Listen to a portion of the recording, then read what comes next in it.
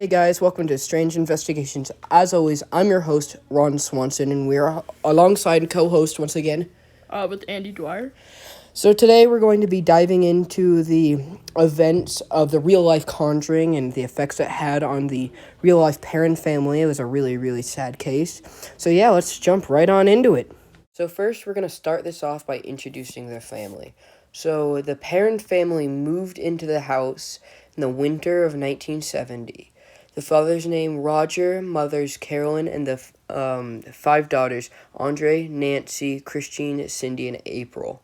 They were an unsuspecting family. They weren't expecting to go into anything like this, like what they unfortunately had to encounter. Pretty sad. They moved into what is known as the old Arnold estate. It was built in 1736 and sat on 200 acres. The previous owners gave them advice to leave the lights on at night. They didn't take this seriously at first, but they quickly learned to. You got any words on this, Andy? Yeah, it's just like if you ever watched the first Conjuring movie, it's very realistic to what happened. Yeah, the Perron family said that it was spot on. Everything was just spot on what really happened to them. And that just makes it so much more terrifying watching that movie, knowing that that really happened. Just sad. Now, the girls immediately noticed when they moved into the house that there was a boy wandering around. Now, of course, there were no small boys in the family outside of father, and he obviously wasn't a little boy. And they started moving their toys moving around, their broom was moved around. Yeah, and every horror movie situation, the parents thought it was an overactive imagination. But then after a while, they started realizing paranormal stuff was happening to them too. Yeah, the parents just didn't really accept it at first because, like any normal average person would do, they'd be like, "Oh, it's just our kids imagining thing. They're imagining their toys moving around," and then these awful things, they started picking up on it, and it was just terrifying. Now, these events that were happening to the girls, especially, started getting worse over time. The girls started noticing this man with a crooked smile in the corner. Really terrifying. Yeah, I mean they saw him so much they even gave him a name, and his name was Manny. Yeah, it obviously had to have some kind of psychological torture on these poor girls. And bed levitation started happening. It wasn't anything like super high, but a few inches off the ground, the beds would start levitating. Their furniture was gliding over time. Like, they straight up had, um, uh, just pieces of furniture. They just glide across the room in front of them. They had doors opening and then they'd just be slammed with nobody there. And another common experience that happened to them that I believe happened in the movie as well a lot was picture frames. They would just fall. They were just falling out of nowhere. And just pictures of their family. It was really sad. Yeah, that's just I mean, again, going back to the movie, it's just so realistic and terrifying. Yeah, I mean, it's just horrifying. Makes you just feel like you have a hole inside of you just knowing this happened to a poor innocent family that really didn't deserve any of this. Yeah. Now, what was happening to the Perron family obviously wasn't the first things to take place in that house. There were 8 previous generations to live in that house. Miss Joan Arnold, in the 1800s, 93-year-old woman, hung herself. An 11-year-old girl, Prudence Arnold, was raped and murdered in the barn. Her relative Johnny hung himself. After that, there were 2 drownings on the property, and 4 men froze to death under mysterious conditions. There's a lot that happened in this house and on this property, and I think that it's ties to what happened to the poor parents' family. It's just really sad to think about, especially what happened to poor little Prudence Arnold, being 11 years old and just being raped and murdered. It's just such an awful fate, and how many how many people hung themselves, all the drownings, mysteriously freezing to death. It's just awful. Yeah, I mean, even from an outside eye in this, you gotta know something's up with this property. Yeah, it's just sad, really. The one of the small daughters of the family, 8-year-old Cindy, was tormented in her stay at the house. Something that commonly happened to her by these demons was her legs were commonly yanked while she was sleeping. She'd just get pulled. And she also heard whispering from these disembodied voices about dead soldiers in the walls. It's just kind of scary. I mean, imagine being 8 years old thinking that there's these dead soldiers just hanging out in your walls. Yeah.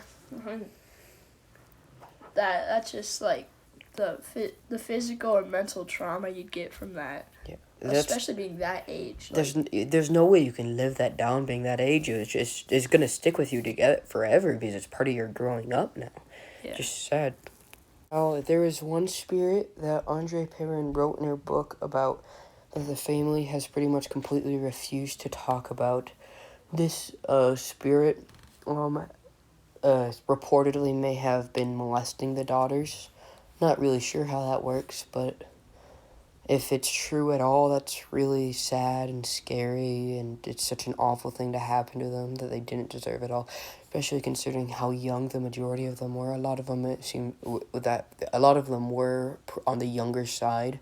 Just sad. Yeah, I mean, I don't know how they could deal with that. yeah, that's just hard. Yep. Terrible. Yeah.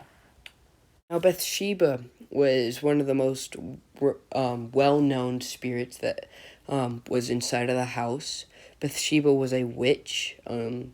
She had sacrificed her firstborn baby, it is believed anyways, as her baby was found with a hole the size of a sewing needle, top of its head. This is a newborn we're talking about here. Her baby.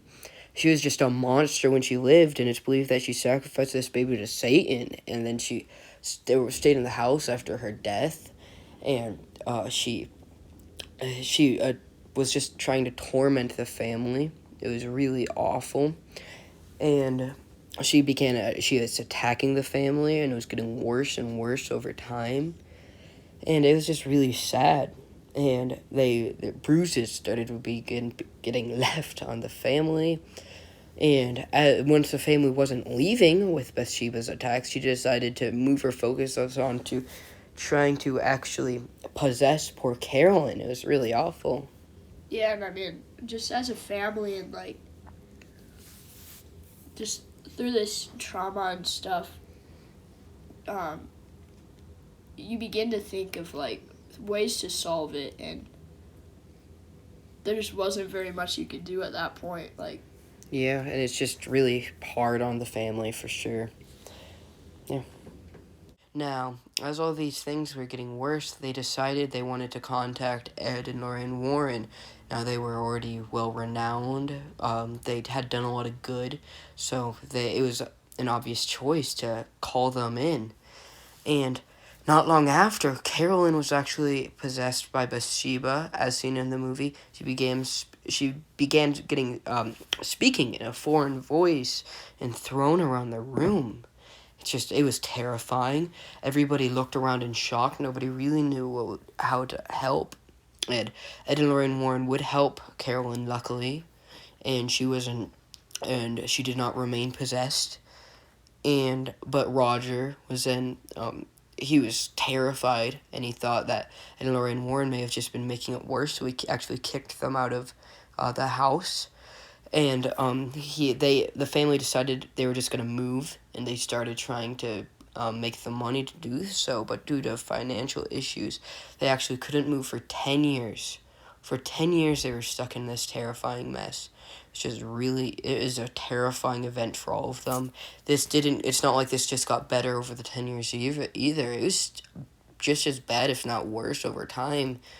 It was just hard for them, and the Warrens weren't there to protect them anymore, as Roger had kicked them out due to the fear that he felt with his wife being possessed, as any husband would, if you want to add anything on. and I mean, Ed and Lorraine were an obvious choice to come and help, but knowing that the father was just trying to protect his family, I mean, we can probably all relate to that, just wanting what's good for your family and that might be what he thought was best. Yeah, for sure, and it ended up not being the right decision as they were stuck there for 10 more years with all this. You could argue that it would have been the right decision if they could have just moved out of the house, but they couldn't, and it was just awful. Now I think it's time to move on to the conclusion, I'd say. This was just a really terrifying event for the Perrin family and their daughters, and obviously one that stuck with them. Considering Andre wrote that book, or Andrea, sorry, I don't know how to pronounce it. And yeah, it's just one that stuck with them. It was sad, and best of wishes to the Perrin family. And finally, as always, if you could subscribe and like the video, it helps us a lot. It makes it so we can get more content out. We will hopefully be continuing the Warren story and getting into more of their cases. They're very interesting people and big inspirations to us. So, yeah, hopefully you can do that. And yeah, hit the like button, subscribe, and have a wonderful day.